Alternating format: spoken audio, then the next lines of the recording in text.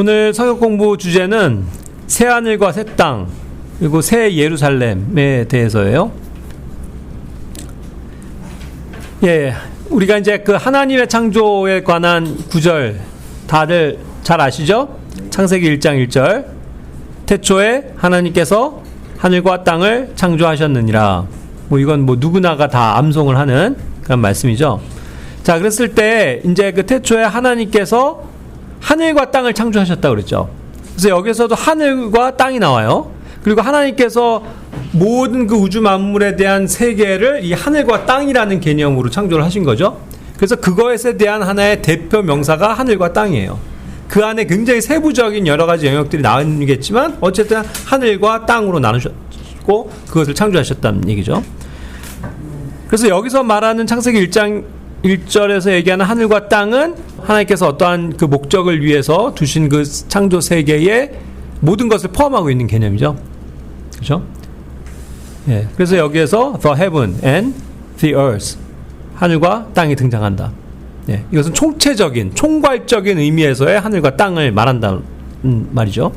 그런데 우리가 잘 알듯이 뭐 2절과 3절에 대해서는 이제 그것을 안 받아들이는 사람들도 있지만 결국 그 땅이 루시퍼에 의해서 그렇죠? 예. 그게 망치게 되고 그렇게 해서 그것에 대한 어떤 심판으로서 하나님께서 그 물을 그죠? 물의 그 홍수로서 그것을 가둬놓으셨단 말이에요. 예. 그렇게 해서 흑암의 상태로 변해 있었던 땅의 묘사가 있죠. 그죠? 예. 그리고 나서 이제 1장 3절부터 해서 그 다음에 이제 하나님께서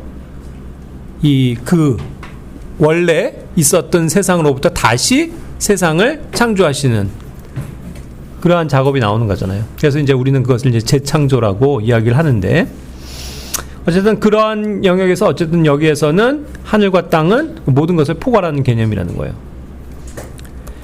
마찬가지로 그 말씀 그대로를 대입해서 보면 이 하늘과 땅이 다 없어져 버린다는 것을 우리는 알게 되는 거죠. 마태복음 5장 18절에서 뭐예요? 하늘과 땅이 사라지기 전에는 율법의 1.1획도 모두 성취되기까지 결코 사라지지 아니할 것이기 때문이라. 하늘과 땅이 사라지기 전, 그러니까 하늘과 땅이 사라지는 때가 온다는 거죠. 그죠? 예. 그 전까지는 하나님의 그 율법의 말씀이 1.1획도 사라지지 않을 것이다 라고 얘기를 하시는 거죠. 그래서 여기에서도 하늘과 땅을 이야기하고 있어요. 그러니까 그 하나님께서 창조하신 모든 것을 의미한다는 거죠. 마태복음 24장 35절에서도 하늘과 땅은 없어질 것이나 나의 말들은 없어지지 아니하리라. 예, 하늘과 땅이 없어진다는 거죠. 그죠? 그러니까 하나님께서 그 하늘과 땅을 창조하셨다라는 그 모든 포괄적인 창조에 대한 그 영역이 다시 똑같이 대입돼서 그 하늘과 땅이 없어질 것이다 라고 이야기하시는 거죠. 그렇지만 이제 하나님의 말씀, 주님의 말씀은 없어지지 않는다. 그러니까 우리가 알고 있는 모든 그 창조물들이 창조의 세계가 결국은 없어지는 그러한 하나의 시기가 온다는 거죠. 그렇죠? 그 안에 지으셨던 어떠한 인간들의 그 혼은 사실 불면하지만 그러나 그 물질 세계인 또 공간과 시간을 가담고 있는 이 하늘과 땅은 완전히 없어져 버리는 때가 온다라는 거죠. 자, 그런데 이제 그 총괄적인 의미에서 창세기 1장 1절에서 얘기한 것처럼 하늘과 땅이라는 개념 속에는 세부적으로는 굉장히 여러 가지 영역들을 이야기하고 있잖아요. 그러니까 예를 들어서 창세기 2장 1절에서는 하늘과 땅이라고 표현을 안 하고 뭐라고 표현해요? 하늘들과 땅이라고 표현하는 거예요. 그래서 그것들의 모든 군대가 완성되었다. 그리고 여기서는 또 무슨 군대가 나오네요. 호스트라고 표현하는. 그러니까 그 모든 하늘과 땅을 통틀어서 있는 어떠한 그 군집들, 군상들 그런 걸 이제 군대라고 표현한 이 호스트인데 어떤 보이지 않는 모든 그 우리의 육안은 보이지 않지만 영적인 모든 존재들까지 포함하는 개념이거든요. 그런 것들이 다 완성된 걸 얘기하고 여기서 또 하늘들과 땅이 생겨난 거에 대해서 만들어진 거에 대해서 얘기를 하잖아요. 그죠? 그러니까 아까 얘기한 창세기 1장 1절에서 얘기한 하늘과 땅이라는 포괄적인 개념에서도 조금 더 세부적으로 보면 거기엔 또 하늘들도 존재하고 있다는 것을 우리는 이제 여러 성경을 통해서 알게 되는 거죠. 그런 개념을 이해하시면 돼요. 자, 그러니까 왜 하늘들입니까? 그거는 우리가 알고 있는 이 하늘, 첫째 하늘이 있고, 그 다음에 그 위에는 둘째 하늘이라고 하는 이제 우주 공간을 일컫는 그 둘째 하늘이 있고, 그 다음에 하나님이 계신 셋째 하늘이 존재하잖아요. 성경을 통해서 우리는 그걸 아는 거죠. 그러니까 이게 하늘들이라고요. 그래서 하나님의 창조에서 하늘과 땅을 창조하셨다라고 했지만, 그 다음에 이제 세부적인 걸로 가서는 지금 현재 있는 이 하늘이, 셋째 하늘이 있고 하나님이 계신 하늘이 있고 둘째 하늘이 있고 첫째 하늘로 나눠져 있다라는 것을 우리는 성경을 통해서 아는 거잖아요. 그죠? 그래서 이제 하늘들과 땅이에요.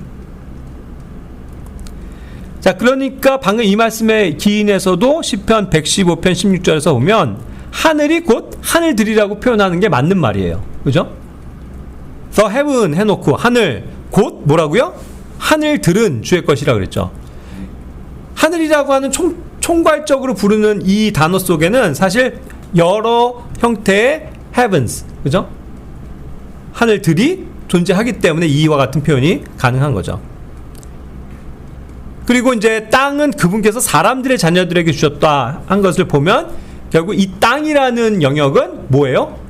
사람들, 인간들에게 주어진, 인간이라고 하는 그 하나님의 아들들에게 주어진 공간인 거고, 그죠? 그렇다고만 이 하늘들의 영역에서는 누가 있냐라고 볼 때, 이 육신의 그러한 제약을 받지 않는 영적인 존재들이 분명히 있죠. 그들을 위한 공간이 하늘들이라는 것을 알 수 있는 거죠. 그죠? 그래서 하늘과 하늘들이라는 표현의 차이가 존재한다라는 거죠. 그리고 성경은 이제 어차피 우리가 하늘들에 대해서도 공부할 때 하늘들과 그 땅의 어떤 폭 혹은 모양 이런 것까지도 구체적으로 설명을 하고 있다는 거죠. 이사야 48장 13절에서는 나의 손이 또한 땅의 기초를 놓았고 나의 오른손이 하늘들의 폭을 쟀노라 그랬어요. 폭. 하늘들엔 폭이 있다고요. 자, 이것도 그러니까 우리가 상상하는 어떠한 과학이 얘기하는 어떠한 그러한 가설들 있죠. 그걸 우리는 믿을 필요가 없어요. 예? 과학은 그냥 가설일 뿐이라고요. 이러했을 것이다 라고 추정할 뿐이지 그걸 정확하게 입증을 못하죠. 특히 이 천체에 관한 우주 세계에 대한 것들은 사실 밝혀내지 못해요. 그들이 뭐 천체망을 해서 볼 수 있는 게 한정적인데, 그러니까 뭐예요? 막연하게 이런 우리가 알 수 있는 이런 태양계가 무한대로 있다 이렇게 그냥 얘기를 해버리는 거죠. 그죠? 진화론적인 사고에서는 그냥 이게 자기들이 모르니까 그냥 막 상상을 하는 거예요. 그래서 이게 뭐 엄청나게 우주가 광활하고 끝이 없다. 과연 끝이 없을까요? 하나님께서는 그렇게 창조하지 않으셨어요. 분명히 끝이 있어요. 그러니까 폭이 있는 거죠. 폭은 뭐예요? 넓이. 그게 정해져 있다고요. 그렇지 무슨 뭐 무한대로 뭐 뻗어나가고 뭐 계속 우주가 팽창해 나가고 그런 개념이 아니란 말이에요. 그러니까 폭을 하나님께서는 정해 놓으셨다는 거죠. 다만 우리가 그것을 알 수 없을 뿐이죠. 이사야서 40장 22절에서도 이번 땅에 관해서 뭐라고 말씀하시냐면 땅의 원형 위에 앉아 계시는 이가 그분이시니 그곳의 거주자들은 풀무치들 같도다. 그분께서 하늘들을 막같이 펼치시고 그 안에 거할 천막같이 그것들을 펴시는도다 이렇게 표현해요. 자, 여기서도 어떠한 그 모양에 대한 원리 알 수 있죠. 땅의 원형이구나. 원형 위에 앉아 계시구나. 예? 땅이 원형으로 되어져 있다는 거죠. 그리고 하늘들을 이렇게 막같이 펴셨다. 쭉 펼치셨다는 거죠. 스트레치잖아요. 스트레치. 몸을 쫙 스트레칭 우리가 하듯이 최대한을 이렇게 쭉 뻗는, 그죠? 그렇게 해서 그 하늘들을 막같이 펴셨다. 이 와중에 또 스트레칭을 한번 하시네. 그래서 천막같이 이렇게 쫙 펴셨다는 거죠. 이러한 것까지도 성경은 구체적으로 얘기해주고 있어요. 그러니까 우리가 이런 것에 입각해서 뭐 다른 사람들이 어떤 뭐 논란을 하기 전에 어쨌든 그냥 우리가 문자적으로 믿을 때 결국 어떠한 땅의 모양도 이 볼 있죠. 볼은 구라고 부르는 거예요. 구. 구가 아니고 그냥 원이겠구나. 어쨌든 그냥 문자적으로 믿으면 되는 거예요. 우리가 그냥 논란을 하고자 함이 아니라. 그렇죠? 그래서 여기서 원형이라고, 땅의 원형이라고 표현한 게 뭐냐면 서클이거든요. 서클. 서클은 이와 같은 형태도 서클이에요. 그죠? 그냥 원을 그리면서 돌아가는 게 원 자체가 서클이라고요. 근데 우리가 말하는 지구 할 때 지구, 우리가 아는 그냥 그 지구는 동그란 볼같이 생긴 거죠. 볼. 근데 땅의 모양을 볼이라고 설명 안 하고 그냥 서클이다 라고 이야기하고 있다는 거죠. 그냥 문자적으로 믿기만 하면 돼요. 자, 그런데 이제 이런 아까도 얘기한 것처럼 사라지는 하늘들이 1차적이에요. 그래야 새 하늘과 새 땅이 열리니까. 자, 하늘들이 아까도 사라진다고 그랬죠. 이사야 34장 4절 말씀에서는 하늘의 모든 군대가 해체될 것이다. 아까 얘기한 그 모든 그 하늘들에 있었던 군상이라고 표현한, 군대라고 표현한 호스트들, 이게 다시 해체가 되어버린다고요. 아까는 창세기에서는 완성이라고 표현했지만 이제는 해체예요. 완성이 있고 해체가 있어요. 예? 그러니까 하나님은 분명히 어떠한 것들은 영원하지만 어떠한 것들은 영원하지 않은 상태로 창조하신 거죠. 그래서 하늘들이 사실 영원하지 않은 거예요. 근데 그 하늘들이라고 하면 우리가 지금 실제로 경험하는 첫째 하늘과 둘째 하늘이겠죠. 그거 자체는 영원하지 않다고요. 이게 어떻게 없어져 버려요? 하늘들이 두루마리 같이 함께 쑥 말리리라 그랬거든요. 쑥 뭔가 이렇게 말려서 없어져 버리는 거죠. 들들들들 없어져 버려요. 그래서 하늘들의 모든 군대가 마치 포도나무에서 잎사귀가 떨어져 슉 나가는 것 같이 그냥 슉 해서 말려서 없어지듯이 그냥 없어져 버린다. 무화과 나무에서 떨어지는 무화과 같이 그냥 다 떨어져 버린다. 그런 현상을 얘기하고 있어요. 놀랍죠? 어쨌든 그렇게 해서 다 없어져 버릴 것이다 라고 얘기하는 거예요. 그렇다고 하면 아마도 뭐 하나님이 계신 현재 셋째 하늘 자체는 없어지진 않겠죠. 왜냐면 거기엔 하나님이 계시니까. 그렇죠? 그러나 나머지 우리가 볼 수 있었던 첫째 하늘과 둘째 하늘은 최소한 다 싹 사라져 버린다. 얼마나 놀라운 거예요. 뿅 하고 슉 하고 없어져 버려. 재밌죠? 자, 그래서 그런 사라진 하늘들에 대해서는 굉장히 많이 묘사를 하고 있는 거예요. 신약성경 베드로후서 3장에서도 그날에는 하늘들이 커다란 굉음과 함께 사라져 버릴 것이다. 그러니까 이것이 방금 두루마리처럼 슉 하고 사라지고 막 우수수 떨어지면서 없어져 버리는데, 그럴 때 엄청난 꽝 하는 굉음이 있을 거라는 거죠. 그리고 또 하나의 묘사는 뭐냐면 원소들이 있잖아요. 원소들. 그 원소들이 뜨거운 열로 슉 녹아 없어지듯이 땅과 그 안에 있는 행위들까지도 다 싹 불타서 없어져 버린다. 모든 것이 불에 녹아가지고 없어져 버리는 것, 태워져서 없어져 버리는 것을 얘기하는 거죠. 그렇게 됨으로써 모든 것들이 분해된다고 그랬어요. 원소가 분열해 버린 거죠. 다 분해돼 버린 거예요. 없어져 버려요. 그러니까 이 세상에 존재하는 모든 물질적인 것들, 물질 세계가 완전히 없어져 버린다는 뜻이죠. 물질 세계가 없어져 버리니까 해도 달도 별도 아무것도 없죠. 시간이 어떻게 돼요? 사라져 버리죠. 영혼의 시대로 가는 거예요. 그죠? 그런데 우리 믿는 자들은 어떤 거예요? 영원한 거죠. 그리고 믿지 않는 자들도 영원해요. 그들은 근데 영원한 공간이 어디예요? 불과 유황으로 타는 그 호수에 참여하는 거고, 우리는 하나님과 함께 거하는 거죠. 그렇게 해서 영원히 살게 되는 거죠. 그러니까 이런 것을 볼 때 하나님의 날이 오는 것을 정말 고대하고 서둘러라. 우리가 그런 마음으로 가지고 살아야 된다는 거죠. 하늘들이 분해되고 원소들이 뜨거운 열로 녹을 건데 우리가 어떠한 사람들이 돼야 마땅하겠냐. 이 영원하지도 못한 물질 세계가 전부인 것처럼 살아가면 되겠냐 하는 것을 묻고 있는 거라는 거죠. 그렇기 때문에 우리는 그분의 약속에 따라 의가 그 안에 거하는 새 하늘들과 새 땅을 고대한다 그랬어요. 여기서 이제 새 하늘들과 새 땅이 그거 대신에 새로 나온다는 걸 아는 거죠. 그런데 이 새 하늘들과 새 땅에는 뭐만 있어요? 뭐가 그 안에 있어요? 뭐가 안에 거한다고 그랬어요? 의가 거한다고 그랬잖아요. 의. 자, 지금 하늘과 땅은요, 뭘로 더럽혀져 있어요? 뭐가 거해요? 온 세상은 죄예요, 죄. 그죠? 그런데 그런 것도 완전히 없어져 버리고, 그렇죠? 그러니까 그 안에 있었던 세상의 물질에 만물에 있었던 모든 그런 죄악된 거, 그 물질적인 것까지도 완전히 다 사라져 버리는 거잖아요.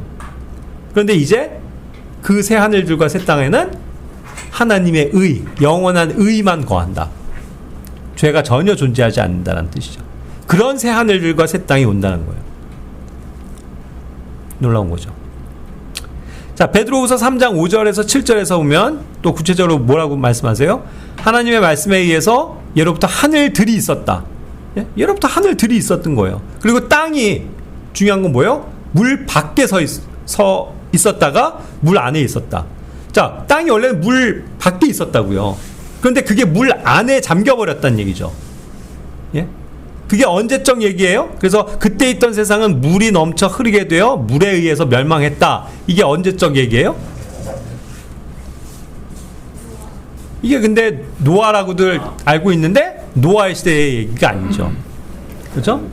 예. 예전에 있었던 세상이라고요. 누가 주인공이었던? 루시퍼가 주인공이었던 그 옛날 그 세상. 근데 그가 타락함으로써 땅에 찍혀버리고 그것을 물로 하나님께서 멸망시켜버리셨잖아요. 그래서 모든 것이 물속으로 잠겨버렸고 땅도 완전히 사라져버렸다고요. 물속으로 잠겨버렸다고요. 그러면서 그걸 완전히 흑암이 대체해버렸죠. 그 상태예요. 그 옛 세상을 얘기하는 거야. 예. 그렇지만 거기 7절에서 뭐라고 그래요? 지금 있는 하늘들과 땅. 그러니까 예전에 있었던 옛 하늘들과 땅이었고 지금 있는 하늘들과 땅은 이 하나님의 말씀에 의해서 간수되고 있다. 지금 현재. 그러나 불경건한 사람들의 심판과 파멸의 날에 결국 이제 불살라지기 위해서 지금까지는 존재한다는 뜻이에요. 그러나 그것들이 이제 완전히 다 사라져버린 때가 온다는 거죠. 예. 자, 그렇게 해서 이제 그것들이 다 사라져버리면 이제 아무것도 아까 얘기한 것처럼 남는 게 없다는 거죠. 아무것도 없어요. 자, 그러니까 이제 그 영원토록 존재해야 되는 사람들을 위해서 있게 되는 새로운 공간이 필요한 거죠. 그게 뭐예요? 새 하늘들과 새 땅의 창조예요. 이사야서 65장 17절 말씀에 보면 이는 보라 내가 새 하늘들과 새 땅을 창조하기 때문이라. 그런즉 이전 것은 기억되지 아니할 것이요 생각나지도 아니하리라.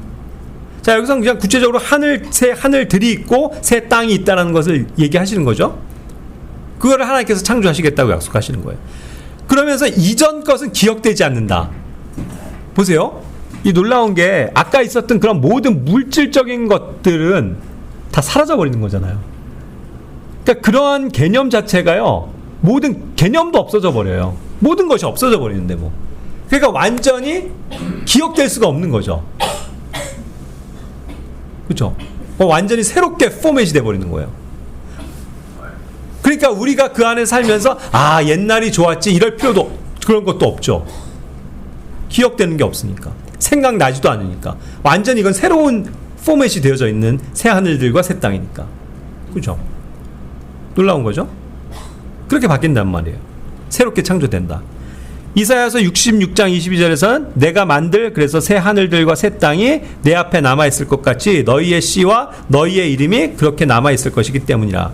유대인들을 대상으로 하지만 그 새 하늘들과 새 땅에 지금 누가 남아있다고요? 누가 남아있을 거라고요? 너희의 씨. 그 유대인의 씨가 남아있다고요. 그리고 그 이름도 남아있을 것이다. 그렇죠? 그러니까 그 새 하늘들과 새 땅이 열려도 여전히 존재하고 있는 어떠한 사람들이 있는 거죠. 계속 이제 구체적으로 봅시다. 요한계시록 21장 1절에서도 새 하늘과 새 땅에 대해서 얘기해요. 자, 그런데 여기서 요한이 계시를 통해서 본 그 세상은 새 하늘과 새 땅이었어요. 이게 뭐냐면 a new heaven, a new earth. 그러니까 그 하나님의 하늘들과 땅의 그 새로운 어떠한 출현이 약속되어져 있지만 이 요한이 본 건 딱 단편적인 거 하나하나씩만 본 거라고요. 새 하늘 하나 봤고 새 땅 하나 본 거예요. 그것에 대해서 기록을 하고 있는 거죠. 21장 22장에서. 그러니까 원래 자기가 알고 있던 하늘과 땅 그리고 이런 모든 세계에는 바다가 있었죠. 근데 바다도 더 이상 있지 않다는 거예요. 그런 이제 정보를 주는 거죠. 그래서 이제 first, 결국 원래 있었던 처음에 있었던 하늘과 땅이 다 사라져 버렸고 바다도 더 이상 있지 않고 새 하늘과 새 땅이 오는데 그것을 한 장면씩을 보는 거죠. 요한은. 그런데 이제 그것에 대한 구체적인 어떠한 그가 본 것에 대한 얘기가 사실은 새 예루살렘이에요. 이 새 예루살렘은 요한계시록 21장 1절부터 해서 쭉 볼 때에 어떠한 형태냐면 이거는 도시예요. 도시. 시티라고요. 시티. 도성. 그게 거룩한 시티인데 하늘에서 뭐예요? 하나님께로부터 쫙 내려오는 거예요. 그 내려오는 장면을 보는 거예요. 지금. 그걸 새 예루살렘이라고 얘기하는 거예요. 그 새 하늘과 새 땅에서의 중요한 그 포인트가 뭐냐면 하늘에서 하나님께로부터 새 예루살렘이 내려온다는 거죠. 자, 그럼 보세요. 여기서도 하늘에서 내려온다고 그랬어요. 하늘이 있어요, 없어요? 하늘에서 그러니까 있잖아요. 그러니까 무슨 하늘이겠어요? 그렇죠. 셋째 하늘이죠. 아까 첫째 하늘, 둘째 하늘은 다 사라졌고 이제 새로운 땅이 열리면서 새 하늘들이 열리면서 이제 새롭게 구체적으로 되는데 거기에서 쫙 새 예루살렘이 내려온다. 그런데 이게 보니까 남편을 위해서 단장된 신부같이 예비된 거다. 예. 남편을 위해서 단장한 신부 같다라고 표현해요. 그러니까 이게 신부를 묘사하는 거룩한 시티라는 거죠.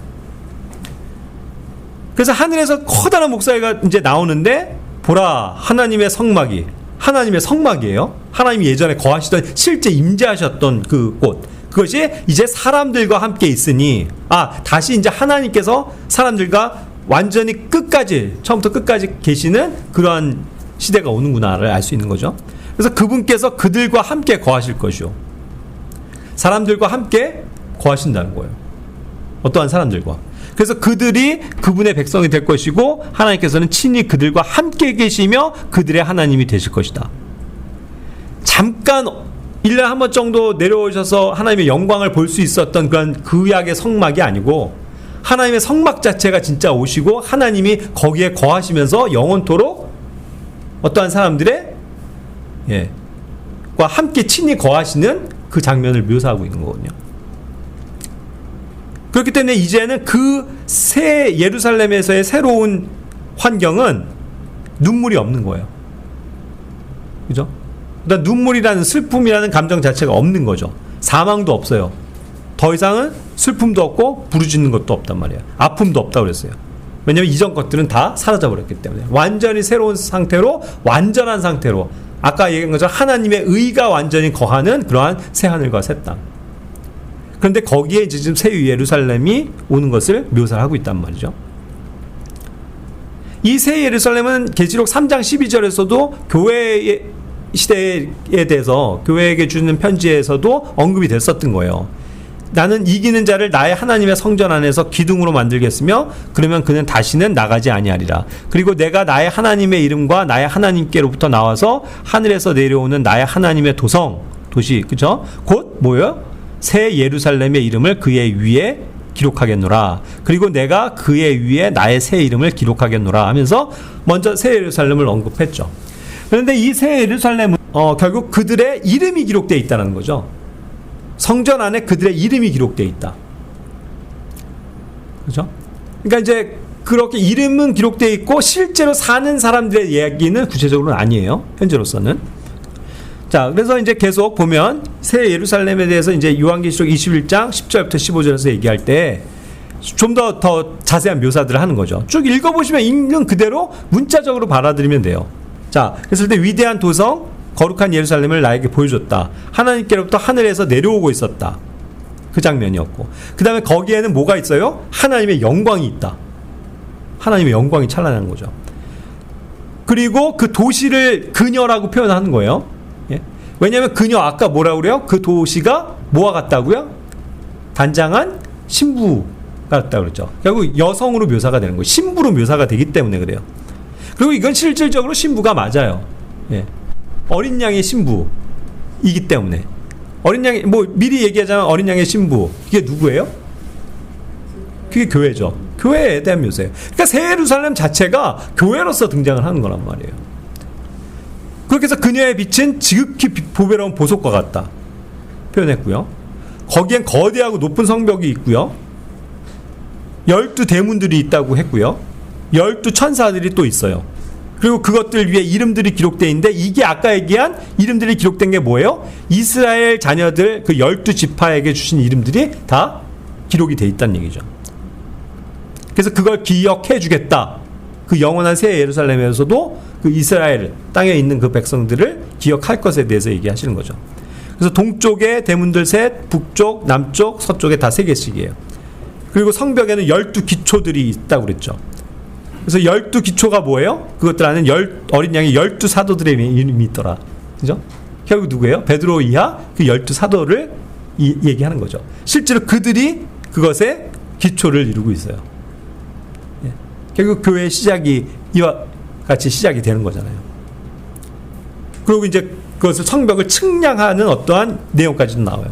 그래서 실제로 이것을 측량을 하니까 어때요? 12,000펄롱이라는 길이와 너비와 높이가 같은 이 사이즈를 얘기하시는 거죠. 실제로 이와 같은 사이즈로 되어 있고 그 안에는 수많은 순금으로 되어져 있고 뭐 벽옥과 여러 가지 온갖 보석들로 12가지의 보석들로 쫙 치장이 되어져 있는 너무나도 화려한 보석이 찬란한 그러한 성전이라는 거죠. 새 예루살렘이라는 거죠. 왜 12보석일까요? 그리고 이외에 보석, 순금 이런 것들만 나올까요? 또 12진주들? 이게 다 불에 타는 재료예요? 아니에요? 아니잖아요. 뭐가 연상되세요? 그리스도의 심판석에서 정결하게 드러나는 우리의 보상. 그것을 얻은 자들. 그죠? 그래서 그것을 왕관으로 소유한 자들. 새 예루살렘의 상징으로서 다 거하고 있는 것 같죠. 자, 근데 어쨌든 여기서 12,000펄롱이라고 그랬어요. 그걸 뭐 스타디온이라고도 실제로는 또 표현을 하는데, 자, 이게 보세요. 새 땅인데, 아까 얘기한 것처럼 어떠한 새 예루살렘이 오면 모양이 이럴 수밖에 없지 않을까 하는 거예요. 왜요? 아까 얘기한 것처럼 길이와 넓이와 높이가 같다고 그랬어요. 그런 입체적인 거는 뭐밖에 없어요? 일단 정육명체밖에 없죠. 그래서 이것이 다 각각 12,000펄롱씩이에요. 근데 이 12,000펄롱이 2,400km 정도에 해당되는 거거든요. 이 모든 사이즈가 2,400km 정도가 되는 어마어마하게 큰 도시였다는 거죠. 근데 2,400km라고 하더라도 상상이 안 되죠. 그래서 뭐에 조금 비유를 해볼까 했더니 마침 이 땅에서의 그 길이 중에 카자흐스탄이라는 나라 아시죠? 거기에 이 길이가 2,900km 정도예요. 그러니까 2,400km면 그거에 조금 못 미치겠죠. 근데 이 카자흐스탄도 굉장히 넓은 땅덩어리거든요. 지금 여기 보시듯이 중앙아시아를 그냥 쫙 걸쳐서 있는 엄청난 큰 땅이잖아요. 이 길이대로 정육면체 면적에 어마하게 거대한 시티가 만들어진다는 거죠. 그게 내려온다는 거죠. 예? 새 땅에. 자, 그런데 이제 이게 새 땅에 딱 내려와서 새 땅에 딱 안착을 하는 건지, 새 땅이 있는데 새 땅 위에 이렇게 쫙 떠서 존재하는 건지, 그건 모르겠어요. 근데 어쨌든 내려오는 걸 봤다는 거예요. 뭐, 지금 이와 같은 현상으로 새 땅과 뭐 이것이 붕 떠 있는 장면으로 생각해도 되고, 새 땅에 딱 내려와 있는 걸로도 가능할 거고요. 어쨌든 그와 같이 어마어마하게 넓은 새 예루살렘이라는 시티 하나가 그 정도라는 거예요. 전 그런데 그런 생각도 들어요. 시티 하나가 이 정도면 새 땅은요, 지금 있는 우리가 알고 있는 이 땅의 면적보다 어마어마하게 넓을 거 아니에요? 시티가 하나 이 정도면. 이해가 되세요? 시티는 뭐예요? 문자적으로 믿으시라고요. 아무리 뭐 큰 시티 서울만 하더라도 전 세계적으로 볼 땐 요만한 거잖아요. 그죠? 그런데 이런 어마어마한 새 예루살렘이 하나의 시티일 뿐이에요. 그죠? 그러면 그 밑에 있는 새 땅은 얼마나 넓을까요? 그런 시티를 포함하고 있는 그 어마어마한 그런 새 땅이 열릴 거예요. 그렇다고 하면 새 땅에 맞춰서 새 하늘도 하나님께서 쫙 뭔가를 새롭게 창조하시겠죠? 펼치시겠죠? 그것 또한 땅의 사이즈에 맞게끔 하실 거라고요. 그런데 그 새 땅과 새 하늘 거기에 어딘가에 지금 이 정확하게 규격까지 정해져 있는 시티는 쫙 내려와 있는 거예요. 이게 그런데 중심이에요. 모든 세계의 중심. 지금은 예루살렘이지만 새 예루살렘, 뉴 예루살렘이 보면 거기가 모든 것에 초점이 되는 거죠. 거기에 하나님이 계시니까, 아까 본 것처럼 하나님이 거기 계시니까 이게 하나님의 성막이라고 표현하는 거예요. 성전. 거기에 우리가 거하게 되는 거죠. 함께. 놀라운 거죠. 자, 그런데 이제 또 하나의 가능성은 뭐냐면, 방금 이러한 정육면체도 있지만 또 다른 정육면체가 있더라고요. 그게 뭐냐면 이런 형태예요. 피라미드 형태. 근데 피라미드 삼각형으로 이루어진 면으로 이런 식으로도 되는데, 밑에까지로 해야 사실 뭐예요? 이 길이와 뭐죠? 넓이와 높이가 같아져요. 그런 형태로. 요 위만 가지고서는 요 높이가 줄어들게 되기 때문에 절반으로. 그렇죠? 그렇기 때문에 이게 밑에까지 있어줘야 길이, 넓이, 그 다음에 넓이가 다 같아져 버린다는 거죠. 그래서 이런 형태도 있을 수 있다는 거죠. 그래서 뭐 이거 아니면 이걸 것이다라는 거죠. 뭐 이거면은 뭐 마치 꼭 다이아몬드 모양 같이 쫙 찬란하게 빛날 것이고, 이거는 뭐 큐브처럼 쫙 빛날 것이고, 그런 형태가 이제 되는 거겠죠. 그런 새 예루살렘이 이제 등장을 한단 말이에요. 자, 어쨌든 모양은 뭐 둘 중에 하나일 테니까 우리 이제 그러한 시티를 기다리고 있는 거죠. 자, 새 예루살렘에 대해서 조금 더 보면, 계시록 21장 22절부터 22절까지 보면 그게 뭐예요? 실제로 주 하나님과 어린 양께서 그곳의 성전이시다. 예. 그분 자체가 성전이라는 거예요. 이 시티는. 그러니까 그 안에 또 성전이 있지 않다는 거죠. 그것 자체가 성전이고 거기에 하나님이 계시고 어린 양께서 계시니까 그게 성전을 이루고 있는 거라고요. 그런데 그 성전, 진짜 하나님이 계시는 그 성전에 들어가려면 우리가 뭐여야 돼요? 우리도 성전이어야죠.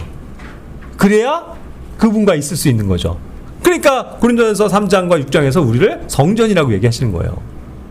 지금 얘기하는 이 그냥 단순한 우리 죄단 짓고 사는 이 거를 가지고 성전이라고 하시는데, 사실상 거기서 얘기하시는 건 뭐예요?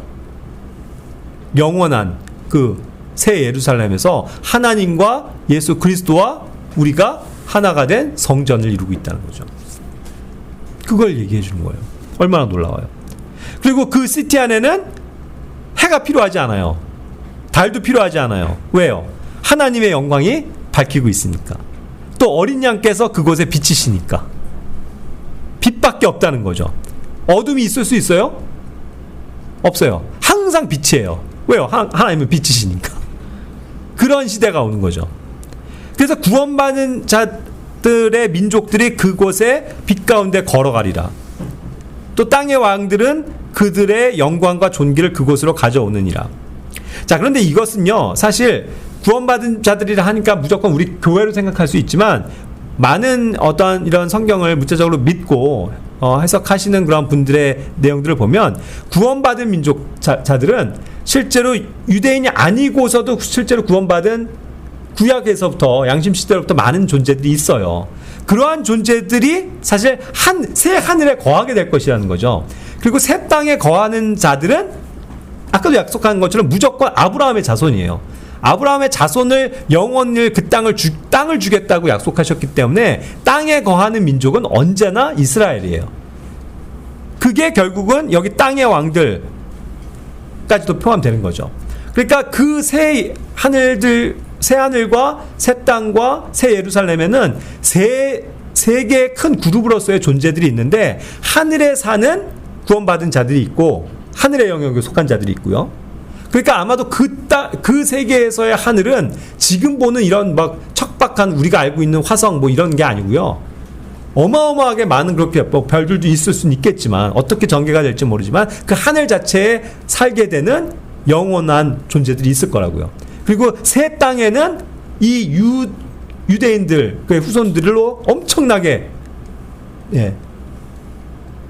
퍼져 있는 그러한 새 땅이 될 것이고, 이 새 예루살렘은 그렇지만 거룩한 신부, 교회들, 교회, 그죠? 그들이 정결하게 되어서 하나님 앞에 이제 신부로서 드러난 자들이죠. 예수 그리스도의 신부로. 그 자들이 이 새 예루살렘에 거하는 거죠. 그래서 세 개의 영역으로 나눠질 것이다 라고 얘기를 하는 거예요. 그래서 이제 여기 얘기했죠. 밤이 없어질 것이다. 또 민족들의 영광과 존귀를 그곳으로 가져오리라. 그러니까 새 땅이나 새 하늘에 거하는 모든 민족들의 영광과 존귀도 다 거기 새 예루살렘에 집중된다는 얘기죠. 그러니까 거기엔 더럽히는 것도 들어갈 수 없고 어떠한 죄도 들어갈 수가 없는 그러한 곳인 거죠. 마지막으로 요한계시록 22장 1절부터 5절. 그래서 여러분들이 21장과 22장을 그냥 문자적으로 읽으시면서 믿으면 되는데 거기에서 조금 더 보충하자면 그 안에는요 생명수가 있어요. 그래서 그 생명의 강이 흘러나와요. 수정같이 맑다고 그랬어요. 너무나도 맑고 깨끗한 물. 근데 어린 양의 보좌에서부터 흘러나오는 물이라는 거예요. 그리고 그 한가운데 또 양편에는 생명나무가 있어요. 생명나무. 예전에 사라졌던 생명나무. 그래서 12부류의 열매들을 맺게 되고 또 거기에서 열매를 낸다고 그랬어요. 그래서 그것에서 잎사귀를 따먹어도 모든 민족들을 치유시킬 수 있어요. 그걸 먹으면서 영원히 사는 거죠. 그 땅에 존재한 자들은. 그죠? 또 하늘에 속한 자들도 그럴 거예요. 그러나 다만 이제 우리 새 예루살렘에 있는 자들은 그냥 어차피 영원한 생명을 얻은 자들이죠. 그래서 하나님과 같은 자들로서 하나님의 성전이 되어서 또 어린 양의 신부로서 거기를 가득 채우고 있을 거라는 거죠. 저주가 없고, 그죠? 하나님의 보좌, 어린 양의 보좌가 거기에 있다.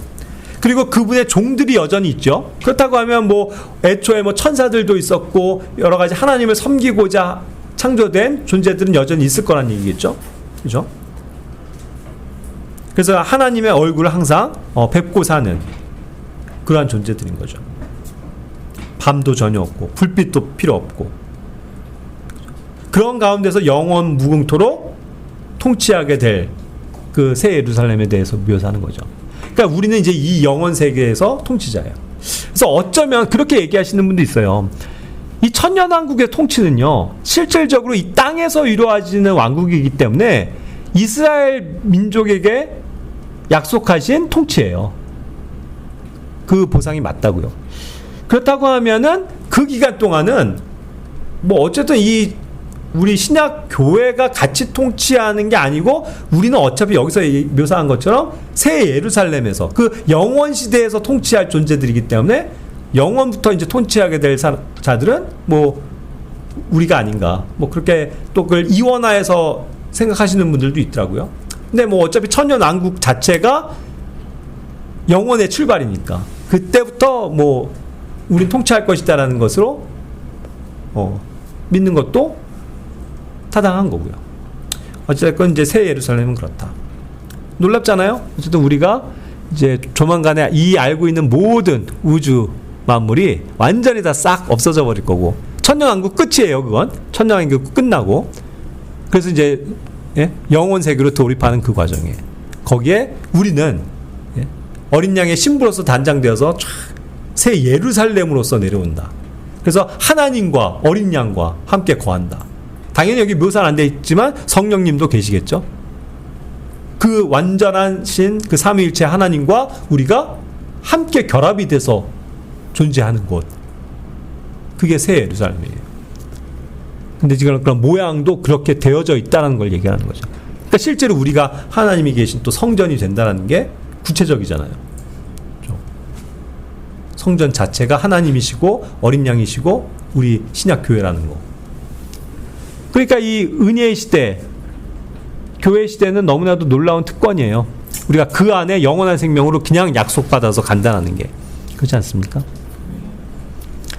네. 어쨌든 이렇게 됨으로써 실질적으로 이제 그 109절에 대한 그 마지막 구절까지 왔는데, 원래 이제 이 영역은 없었던 거거든요. 그걸 이제 추가로 제가 이제 한번 또 천년왕국의 왕국 통치에 대해서 이제 하면서 이것도 한번 이제 알려드리면 좋겠다 해서 다뤄본 거고요. 다시 이제 저는 원래 좀 앞에 부분 못했던 주제들이 있는데 거기로 이제 앞으로 돌아가서 계속 진행될 것 같아요. 유경철 선생님도 계속 그 파트별로 하고 계시죠? 그래서 그게 합쳐져서 이제 총 100주제인 거예요. 100주제. 100개의 주요한 성경적인 교리들을 우리가 지금 다뤄보고 있는 거거든요. 대표적인 구절을 매번 이렇게 적어 알려드리는 거고, 예. 물론 뭐 100개의 주제만으로 되는 건 아니지만 그냥 우리가 임의로 한번 정해봤었던 주제들이기 때문에. 질문 있으신가요? 예, 없으면 마치겠습니다.